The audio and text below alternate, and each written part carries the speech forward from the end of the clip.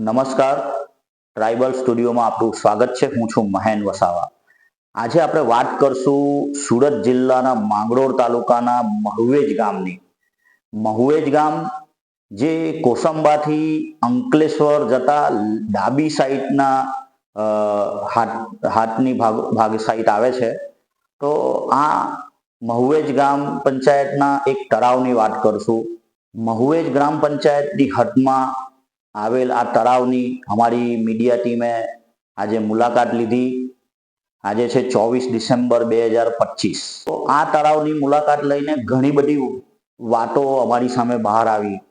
આમાં અમે ખેડૂતો સાથે વાત કરી, ત્યાંના આજુબાજુ સ્થાનિક લોકો અહીંયાની શું સમસ્યા છે એની વિશે વાત કરી.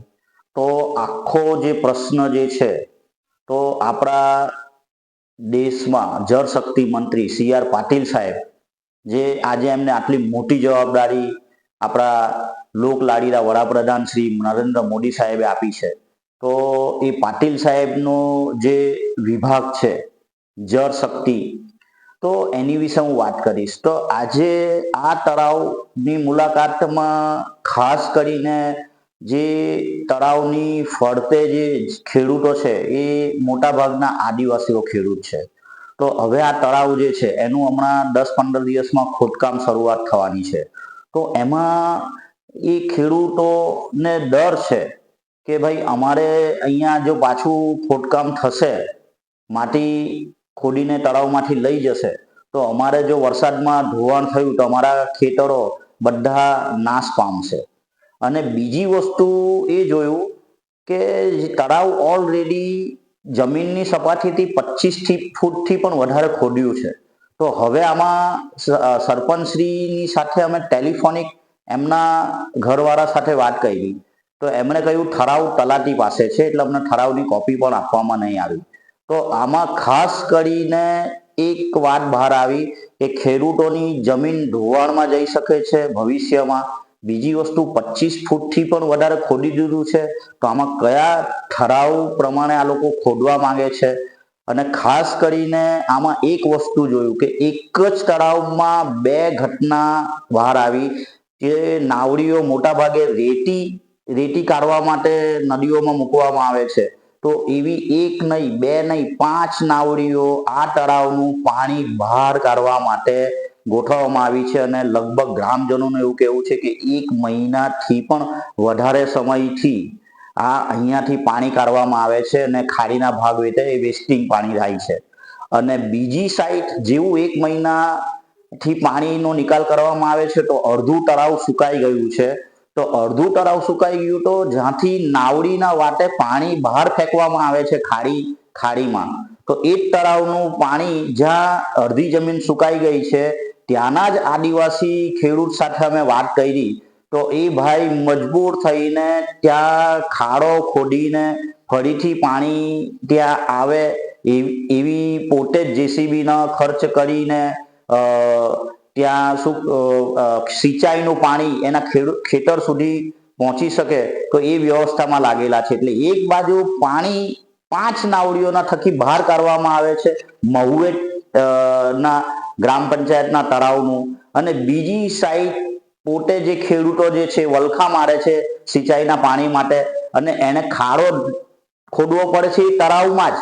એટલે આ દ્રશ્ય 500 મીટરમાં નદીમાંથી તળાવમાંથી પાણી બહાર કાઢવામાં આવે છે અને 500 મીટરથી દૂર સુકાઈ ગયું છે તેમાં ખાડો ખોદીને સિંચાઈ માટે પાણી કાઢવાનો પ્રયાસ એક ખેડૂત કરી રહ્યા છે. આ મહુવેજ તળાવની જે મુલાકાત લીધી, તો મુલાકાત બદલ જે ગ્રામજનો છે એ મીડિયાના મારફતે સરકારશ્રીને જણાવી રહ્યા છે કે અહીંયા કઈ ટાઈપનો ઠરાવ થવાનો છે એની કોપી અમને આપવામાં આવે. અમને જો ખેડૂતને નુકસાન થવાનું છે, અમારા ખેતરમાંથી રોડ બનાવવામાં આવ્યો છે અમને પૂછ્યા વગર, તો એનું ભરપાઈ કરવામાં આવે.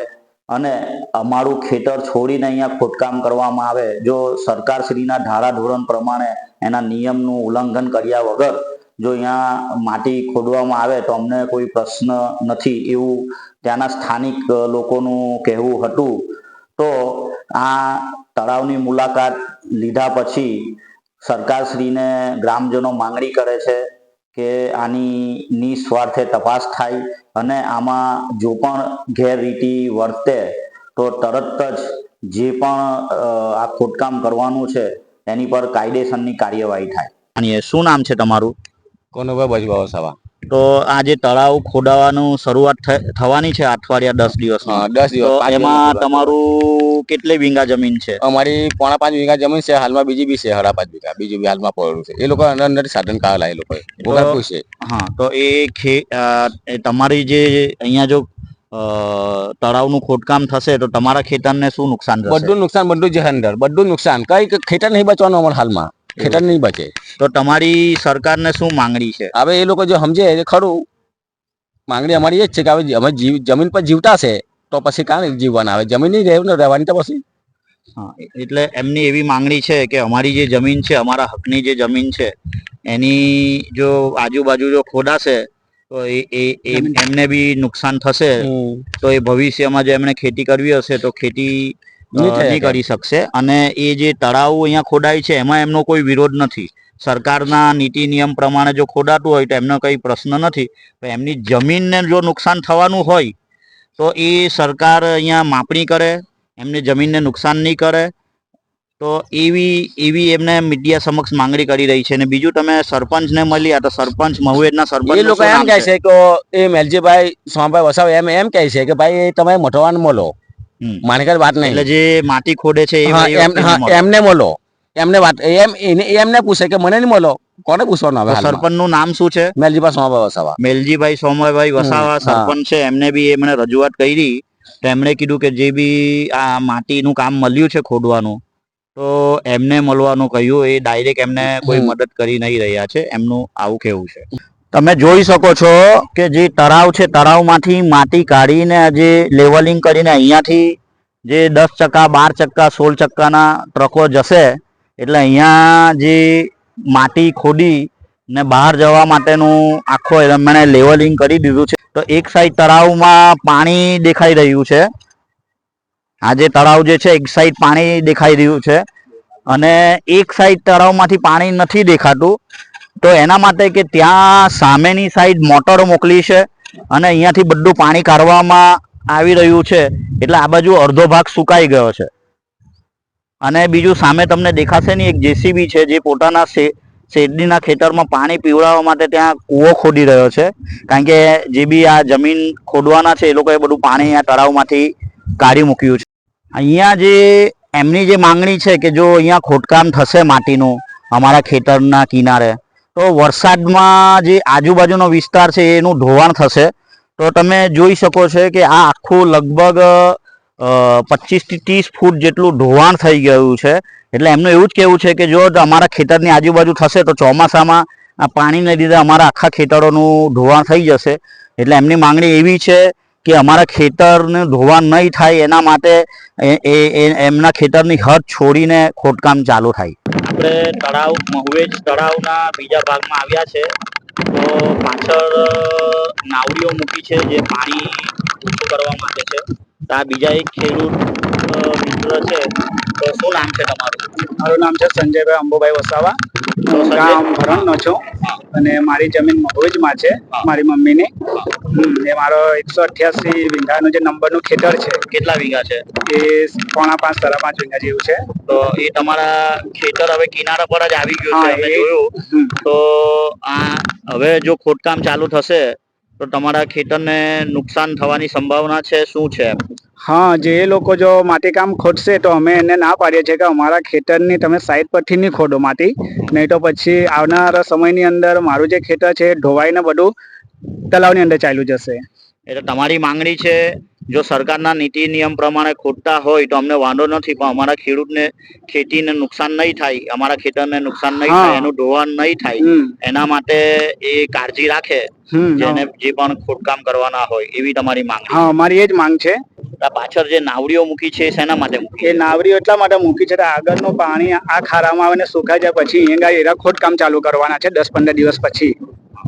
એટલે જે પાણી જે છે એ છેલ્લા કેટલા મહિનાથી પાણી કાઢવાની પ્રક્રિયા ચાલે? 1-1.5 મહિનાથી પાણી ચાલે છે, પાણી કાઢવાનું ચાલે છે નાવડીથી. એટલે તમે જોઈ શકો છો જે આ પાણી દેખાઈ રહ્યું છે એ પાણીથી નીચે લગભગ 15 ફૂટ જેટલું ખોદાણ છે અને પાણીથી ઉપર આપણે જે છે એ ઓલરેડી 20 થી 25 ફૂટ ઉપર છે, એટલે કે 35 થી 40 ફૂટ જેટલું આશરે ખોદેલું જણાય છે.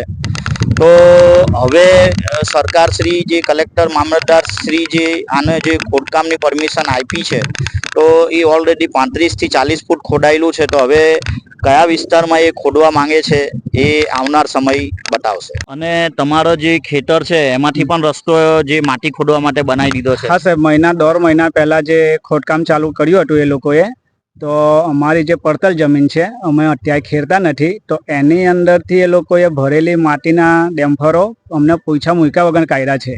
તમારી પરમિશન નથી લીધી? ના, અમને કોઈને પૂછ્યું નથી. અમે માલિક છે તે છતાં અમને પૂછવામાં નથી આવ્યું. અને તમે સરપંચને આના માટે રજૂઆત કરી કે તમારા માંથી ખેતરમાંથી એમણે રસ્તો બનાવ્યો છે માટી કાઢવા એમને માટે? રજૂઆત કરી તો એમ કહે છે કે તમે જે ખોદનાર છે, માટી ખોદનાર છે, તો તમે એને મળો, મને નહીં મળો. બસ એ જવાબદારી તમારી નથી, એ જાણે. ખોદનાર કોણ છે અમે નથી જાણતા, કોણ માલિક ખોદે છે તે. એટલે આમને એ પણ નથી ખબર કે અહીંયા કોને પરમિશન મળી છે, કોણ ખોદવાનું છે. તો હવે આ 10-15 દિવસમાં અહીંયા જે રીતે મુવમેન્ટ ચાલે છે, 10-15 દિવસમાં અહીંયા માટી ખોદવાનું ચાલુ થવાનું છે. પરંતુ જે ખેતરોના માલિકો છે એમના ત્યાંથી રોડ બનાવવામાં આવે છે, તો પણ સરપંચ પણ જે છે આજે આ સામેની સાઈડ જે રોડ બનાવ્યા છે એ સરપંચનું બી એવું જ કહેવું છે કે જે માટી ખોદવાના છે એમને મળો. એટલે સરપંચે બી અહીંયા, સરપંચનું શું નામ છે?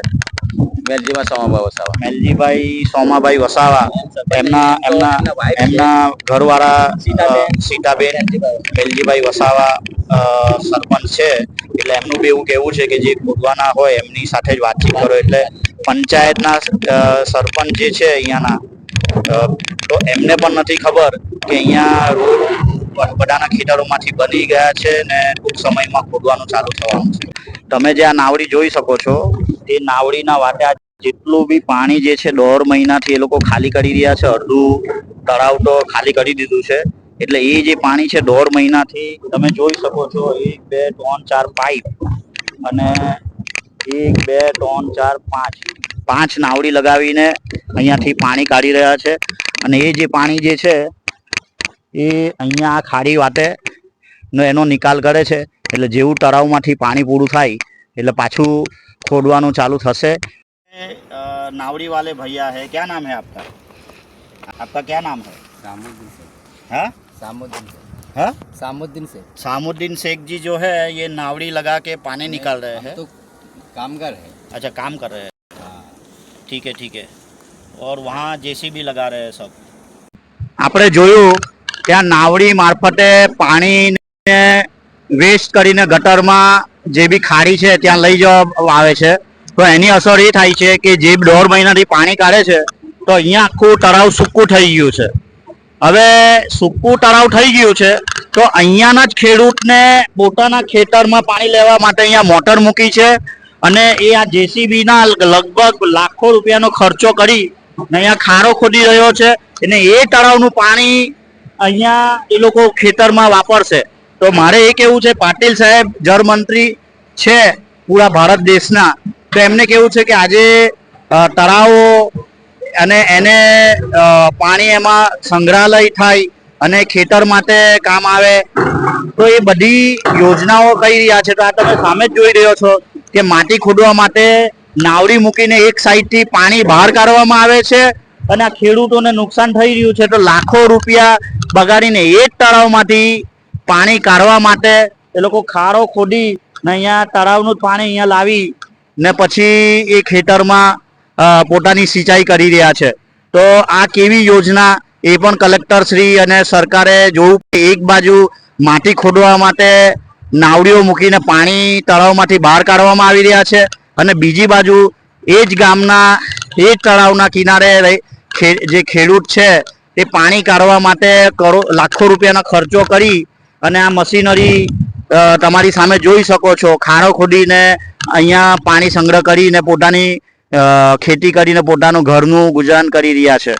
આમનું નામ છે ગોમનભાઈ વસાવા અને એક બાજુ તળાવમાંથી પાણી કાઢવાની પ્રક્રિયા 1.5 મહિનાથી ચાલે છે અને અહીંયાની જે ખાડી છે, ખાડી મારફતે એનું નિરાકરણ કરવામાં આવે છે. જ્યારે બીજી સાઈડ જે અડધું તળાવ સુકાઈ ગયું છે, એમને ખોદવું છે, ઓલરેડી 25થી 30 ફૂટ ખોદાઈ ગયું છે.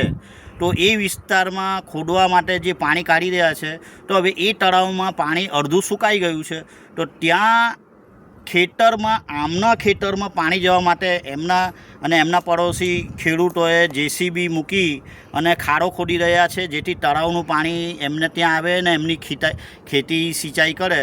તો એક બાજુ આપણે એમ કહી રહ્યા છે કે તળાવોને ઊંડા કરો, જેથી ખેડૂતોને કામ આવે, પાણીની જે સમસ્યા ઓછી થાય. તો 1 કરોડો રૂપિયાનું પાણી જે એ લોકો વેસ્ટ કરી રહ્યા છે, 6 નાવડી મૂકી, અને એ ખાલી 500 મીટરથી 1 કિલોમીટરના એરિયામાં જે તળાવ જ્યાં સુકાઈ ગયું, તો આ ભાઈ JCB લઈને ત્યાં ખાડો ખોદી રહ્યા છે, જ્યાંથી પાણી આવે ને પોતાની શેરડીને પાણી પીવડાવી શકે. તો આ કઈ રીતની યોજના છે, તો એ સરકારે જોવું પડશે. મહુવેજ તળાવમાં આવીને મામલતદારશ્રી, કલેક્ટરશ્રીને આ ખેડૂતો મીડિયાના મારફતથી જણાવી રહ્યા છે કે એમને ન્યાય મળે.